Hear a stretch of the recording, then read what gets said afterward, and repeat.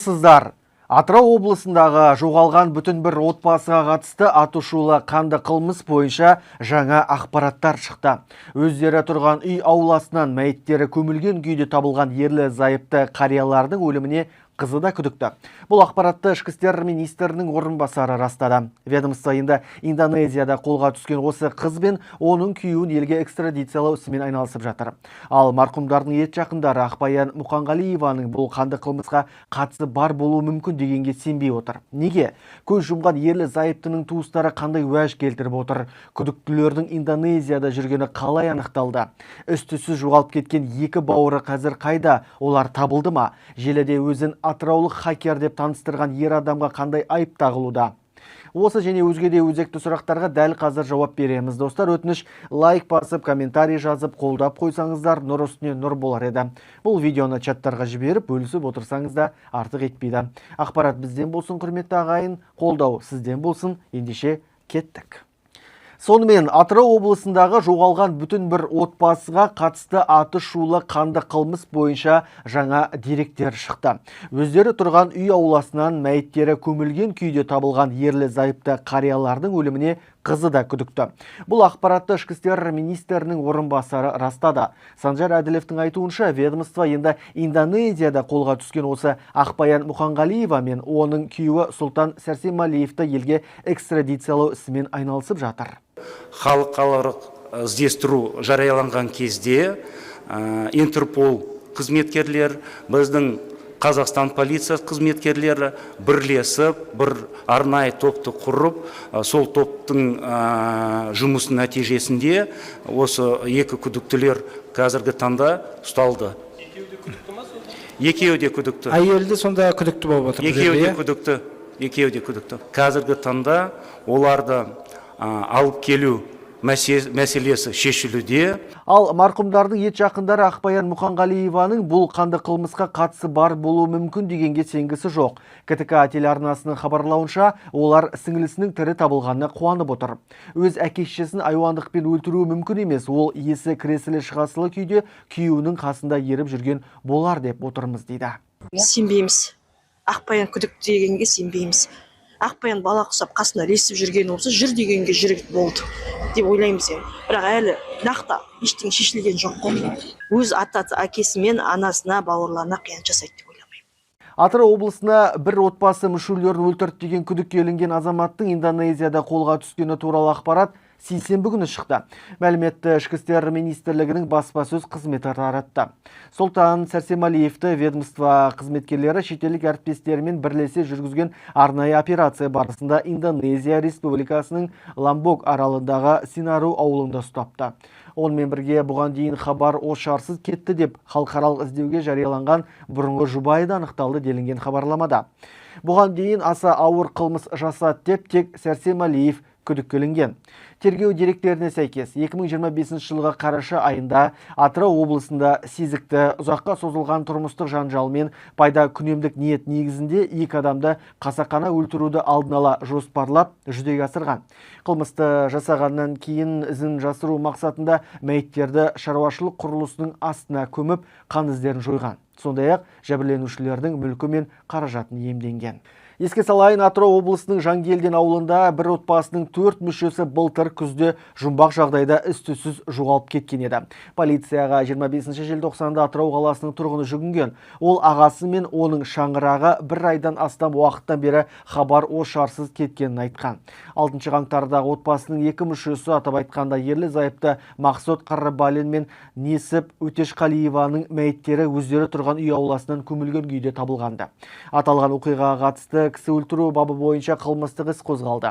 8 қаңтарда қарттарды ауыл халқы жер қойына тапсырды. Ал олардың ұл қызы Наурыз Мұқанғалиев пен Мейрамгүл Қарабалинадан әлі хабар жоқ. Олар іздестіріліп жатыр.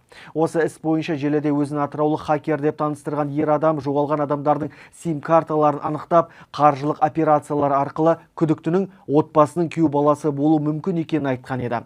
Кейін полиция оның Атырау облысында жұмбақ жағдайда жоғалған адамдардың жүрген жерін өз бетінше тапқаны туралы ақпаратын жоққа шығарды. Нұр.kz порталының жазуына қарағанда, аталған тұлғаға қатысты алаяқтық бабымен қозғалған 4 іс бойынша іздеу жарияланғаны хабарланды.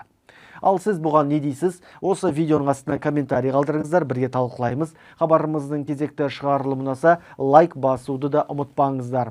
Сөз соңында осы шығарылымды түсіріп, сіздерге ұсынуға мүмкіндік берген Ремарк студиясына алғыс білдіреміз. Бүгінге осы, мен өздеріңізбен қоштасамын, жақсылықта жолығайық.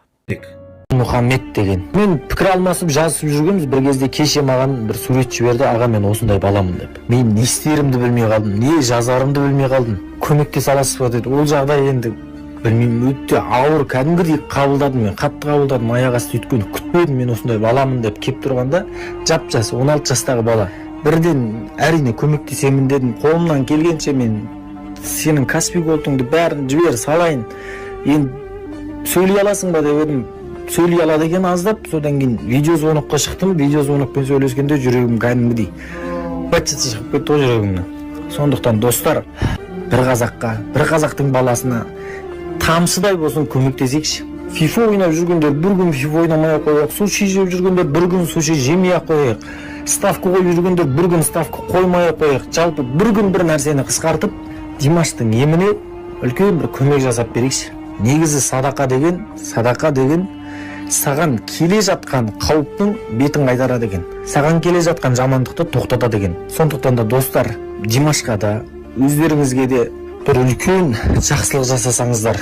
Димаш Ақтауда тұрады, анасы бар, бір қарындасы бар, бір інісі бар. Анасы жұмыссыз, әкесі жоқ екен. Сондықтан достар, қазір мына YouTube'ты көріп отырсыздар, басқа жаққа ауысып кетпей, басқа жерді аралап кетпей, қолдан келгенше 1 минут қана уақыттарыңызды бөліп Димашқа көмектесейік. 1 минут қана уақыттарыңызды бөлесіздер, болды. Садақаның, сауаптың үлкен кішісі болмайды. Әркім қолынан келгенше көмек жасасаңыздар. Мына жерде Димаштың өзінің анасы голды осыған жіберсеңіздер. Қайта өтінбей қояйын, мен сіздерге сенемін, барлықтарыңыз жүректеріңізде жылуы бар, жанашырлық бар. Себебі сіздер қазақсыздар. Қазақтың қанында бар бір-біріне көмектесу деген. Димаш бауырымызға Алла тағала жар болсын, шипа берсін. Ал Димашқа көмектескендерге Алла разы болсын. Рахмет. Ассалаумағалейкум, қалайсыздар? Мен Мұхаммед. Мен осындай қаласында отырамын.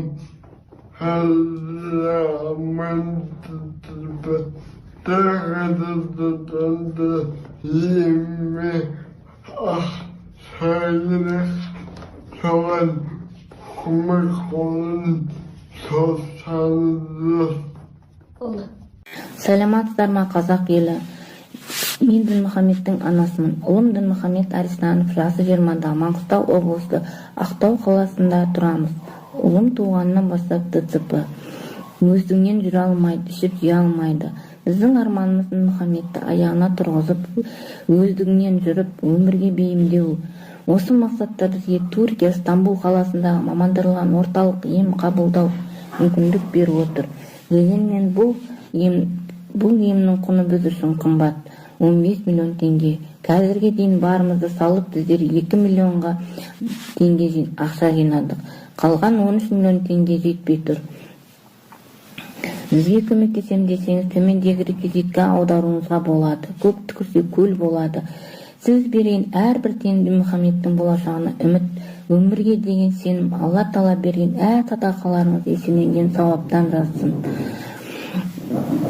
Алла ұрпағыңыз аман етсін. Ешбір ана баласын көз жасы төгілмесін.